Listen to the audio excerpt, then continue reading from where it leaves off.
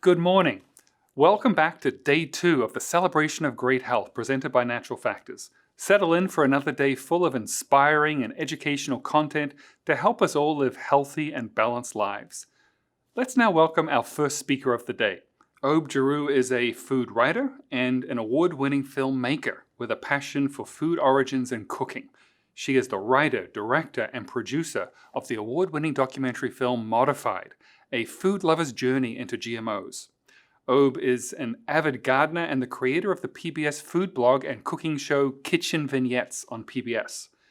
In today's special presentation, sponsored by Women's Voice magazine, Aube shares some tips and tricks from her very own self-sustained garden. Hi Aube, thank you so much for inviting us into your home.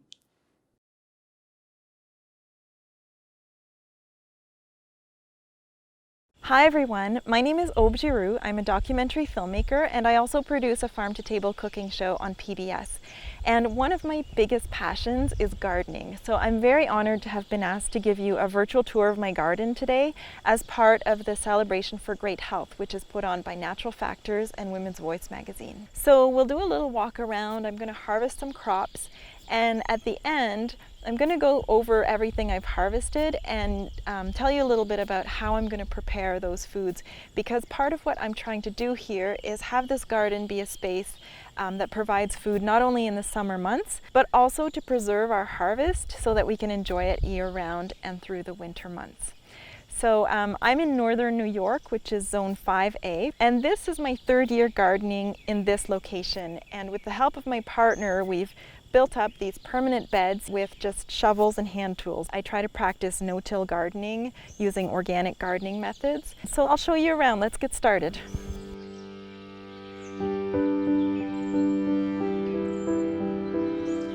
Okay, so over here we've got some onions that are not quite ready to harvest yet. And then I've planted a few flowers.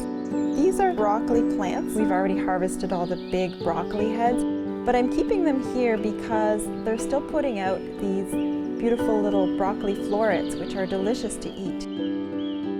Over here I've planted sweet peppers, some jalapenos, and some shishito peppers. And I'm actually going to harvest some of the shishito right now. Over here we've got some okras. So I've planted a red variety of okra as well as a green. And I actually saw that one of the red okras was ready to harvest. So I'm just gonna take that now. So in between this okra, I've seeded some peas and oats. It's a way to keep the moisture in the soil, to build organic matter into the soil. This is a bed that was just recently freed up because it had our garlic in it. Once my garlic was harvested, I planted a bunch of crops for fall. So there's some new baby carrots here, there's 3 different types of radishes, and then there's some purple kohlrabi along the edge. I planted a lot of leeks this year, so I'm gonna go ahead and harvest a few of these.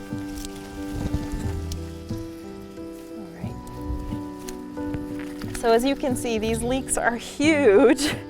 So you really get a lot out of just one leek. We have bunnies in our garden. They've been kind of feasting on the carrot tops, but I'm gonna harvest a few. I've planted an orange variety as well as a purple variety.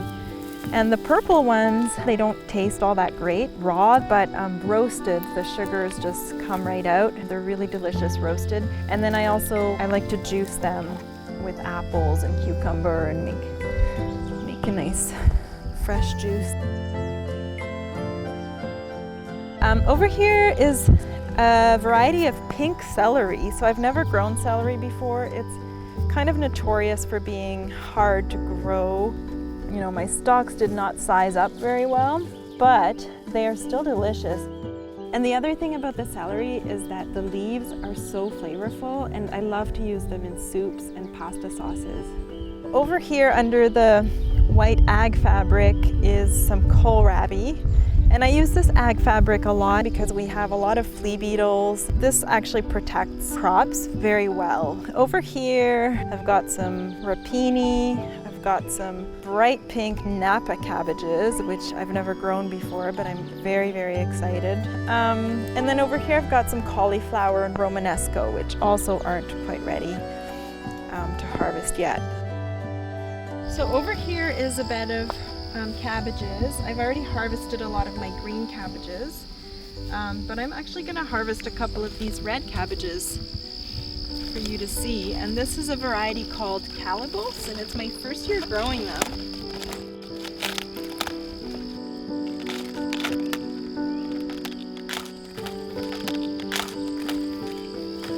There you go. So that's a nice cabbage. I'm very glad to see that this has sized up nicely, and I'm going to actually harvest one more. As you can see, my dog is very curious, and she loves vegetables, so if I give her this leaf, she might even eat it. Do you want this cabbage leaf? Yeah, there you go. And off she goes with it. So my love of gardening really comes from my mom. When I was growing up, she grew a lot of the food we ate, and I think it gave me a sense of how important it is to have an understanding where our food comes from, because healthy food really begins with healthy soils.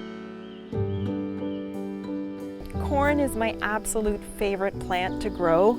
I've spent a lot of time in Mexico, and so I love to grow dry corn to make tortillas and to mill into cornmeal. This year I'm just growing sweet corn, or corn on the cob, because we have a lot of raccoons that really go after the dry corn and the popcorn. And the way you can tell when corn is ready is that its silks kind of turn brown. And you can also kind of peel back some layers and just make sure that it's ready, and that is beautiful. It's just perfect. So I'm going to harvest a couple of these.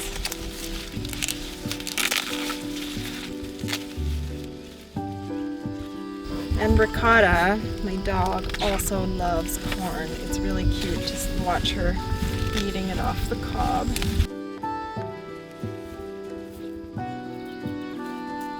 So this is a new bean that I'm trying this year. It's a Chinese long red noodle bean, and they grow to about 1.5 feet.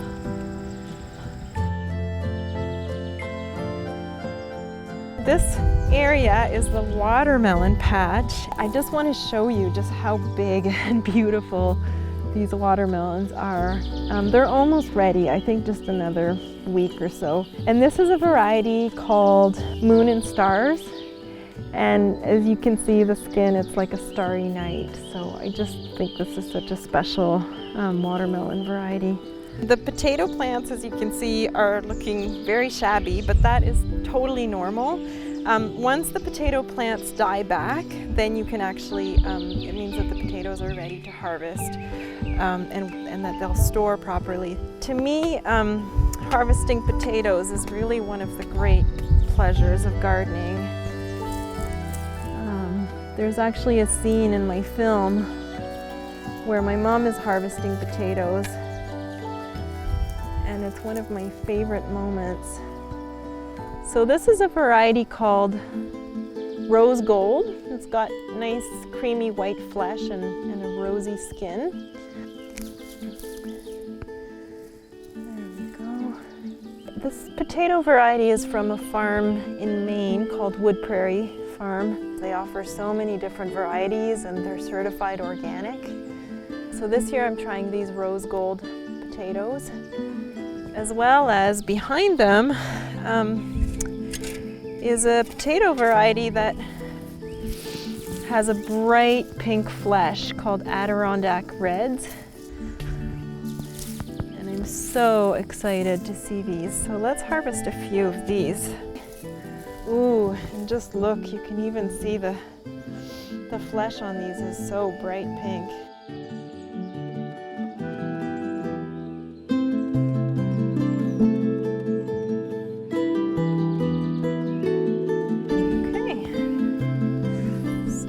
Beginning of a nice potato harvest. A lot of people have never seen an eggplant flower, so I want to show you guys because it is so magical. There you go. And over here we have a little baby eggplant coming on. And then I want to show you guys my prize eggplant, which I've been saving to harvest for this video. It's gotten so big. Spaghetti squash is a squash that I love. It's like an instant meal. All you have to do is bake it or boil it and put a nice sauce on it and you're good to go. You've got dinner. So the way to tell when a spaghetti squash is ready is you just kind of, my hands are really dirty from harvesting potatoes, but you kind of just dig your nail into the flesh, and if it doesn't leave a mark, then it's basically ready. So do it that way. This is a cucumber plant that's way past its prime. We ate so many cucumbers all summer long, and then I just kind of forgot about these. But I want to show you what I do with any crops that are kind of past their prime. We don't really want to eat them. I'm going to harvest a few of these.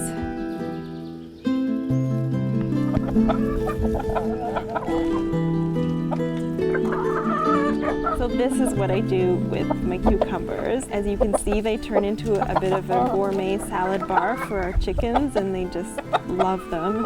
So we have some very happy chickens, and they give us some beautiful, nutritious eggs in exchange. So I wasn't kidding when I said my dog is a veggie lover. She stole this cucumber right out of my basket before I could even give it to the chickens. There's really never any waste around here, and if there's something that nobody wants to eat, then it just gets turned into compost to feed the garden. Okay, so I've laid out everything that I've harvested here. There's such a pleasure to just, sometimes after I harvest stuff, to just lay it out. And it just always makes me feel really happy and really inspired to start thinking of recipes and what I'm gonna make with all of these vegetables. So I've also brought out a bunch of preserves that I've already started this summer. These are actually some soup peas that have a long family story that is covered in my documentary film, Modified. But these are peas that I grew, and I make pea soup in the winter. And it's a real comfort food for me. It's a tradition in my family. I've also made some raspberry rhubarb jam, some bread and butter pickles that my grandmother always used to make. I'm not a huge canner, to tell you the truth. I find all this sterilizing of the jars and just it's a long process. So I'm much more of a lacto-fermenter. So all of these things over here are lacto-ferments. For instance, we've got some lychee, we've got some pickled peppers. I've got a bunch of different flavors of sauerkraut. We eat a lot of sauerkraut. It's so healthy for you, full of probiotics. And it's a way to just make your own probiotics instead of buying them. You can make them in a jar. There's some dilly beans here. I've got some dill pickles over here and over here. Some eggplant pickles. So maybe I'll just go over what I've harvested and just briefly what I'm going to do with it. So let's start with these red cabbages. So basically we do eat them. I put them in salads. But to preserve them for winter, I am going to make sauerkraut, and I make a beautiful purple-red kraut that's called ruby kraut. Spaghetti squashes, as you saw, I have a ton in my garden. Basically, I leave them to cure, and then they'll keep, not for the whole winter, but for a good while, and we just eat them like spaghetti with pasta sauce, and we eat them often, and it's just a great, really healthy, nutritious, easy meal to make. So over here, I've got some tomatoes. I planted 4 different tomato varieties this year, and I'm getting almost on a daily basis this amount. So it's a lot to keep up with. So aside from eating a lot of tomato sandwiches, putting them in salads, when I can't quite keep up with just the volume of tomatoes that are coming out of my garden, I actually just stick them in plastic bags in my freezer. And the reason I don't make tomato sauce now is that I'm just so busy with so many other harvests, And also in the wintertime, we heat our house with by wood stove. And because tomato sauce takes a long time to cook, I just like to put it on the wood stove and use the wood heat to make it. So that's what I do. I put my tomatoes in the freezer and then I deal with them. I make the tomato sauce and I can it in late fall or early winter when I've got more time on my hands. The other thing I make with cherry tomatoes is I will do cherry tomatoes confit, which is just cherry tomatoes in olive oil, slow cooked in the oven in like a 275-degree oven.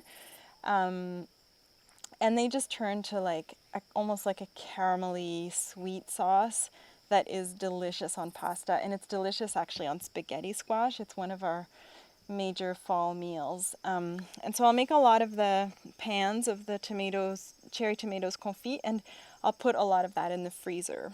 In terms of peppers, I pickle them and I use a lacto-fermented method. So it's basically just a saltwater brine and you just let the pickles marinate in that for 4 to 5 weeks. And then I just put them on everything. They're so delicious. The pink celery, so we eat a lot of it now, but I also, I'll cut it into pieces, fry it up in olive oil, and I'll freeze it in little bags. And then I'll use that as a soup base or as a pasta sauce base later in the winter. The corn, we eat a ton of it as just fresh corn on the cob, but with the amount that's coming out of the garden, it's also great to freeze it for the winter months. Okay, so I wanted to show you guys a little trick with corn. This is how I prepare it for the freezer. You can use a bundt pan and just put the stem into the hole and then just slice it right off. This is corn that I've blanched for about 3 minutes in boiling water. It's better when you blanch corn when you're going to freeze it. And I get about 3/4 of a cup per corn cob, so we're able to put quite a lot of corn aside. So something that is very near and dear to my heart is trying to live as plastic free as we possibly can. And so when we shop, we buy a lot of our foods in bulk. We bring our own jars and plastic bags as much as we can. But also I try to reuse as many of our plastic bags as possible for freezer use. So for instance, why would I go and buy brand new Ziploc bags to freeze this corn when I can reuse my organic coconut sugar bag? So we keep these bags, we wash them well. We have a little plastic bag dryer hanging above our sink. And so I'll just stuff this bag with corn and then it's good for the freezer. So the eggplant, I don't have that many eggplants. So mostly we just eat them, but then I also, every year I love to make this eggplant pickle. It's a recipe that was passed down from a very dear friend of mine. His mom, who is Italian, always makes this every year, and it's just so delicious in sandwiches. And over here we have these gigantic leeks, which I just have to show you again how big they are. They're just crazy. Look at that. So if any of you are gardening and you want to grow some really big leeks, I strongly recommend this variety. It's called Bulgarian Giant. So leeks, they'll keep in the garden for a really long time. So I kind of just use them as I need them in recipes, and I do a lot of just roasting them in the oven. I just cut them, slice them in half, put olive oil all over them, a bit of salt and pepper, and just cook them in the oven for, I don't know, 45 minutes or until they get kind of caramelized, and just, they're so delicious. I feel like leeks are very underappreciated just on their own. Yeah, they're beautiful. The other thing I do with leeks is this leek tea ferment. It does use the Korean red pepper that kimchi uses, and it also uses garlic and ginger. So it's a delicious, delicious condiment. Super, super healthy for you because raw leeks have all kinds of amazing health compounds in them, and then when you ferment them, anytime you ferment a vegetable, you're basically taking that vegetable, all of its nutrients, and you're adding nutrients to it, because through the fermentation process, it's creating all kinds of new nutrients on top of, you know, what the vegetable already had, as well as probiotics, and also just making that vegetable more digestible. So yeah, I'm very big on lacto-ferments. The potatoes, I have a lot more to harvest. So once they're all harvested, basically I just lay them out on sheets of newspaper in a dark place, and you keep them like that for 2 or 3 weeks, and then they've kind of cured, and then you can just store them again in a cool, dark place. The carrots, mostly we just eat as we go. They'll also keep in the garden for quite a long time. The carrots I also use in my carrot ginger kraut, so it's basically shredded cabbage, grated carrots, ginger, salt, shove it into the jar, press it down. I always put a grape leaf on top, which keep the lacto-ferment crispy. I have these recipes on my blog, and so accompanying the video, there's going to be a list with URL links to all the recipes on my blog, so like the pickled eggplant and my sauerkraut recipe, the leek, my mom's pea soup recipe. They're all on my blog. So I hope you've enjoyed this video. If you'd like to follow along my gardening and cooking adventures, be sure to follow me on Facebook and Instagram at Kitchen Vignettes. And I wish you very good health and happy eating.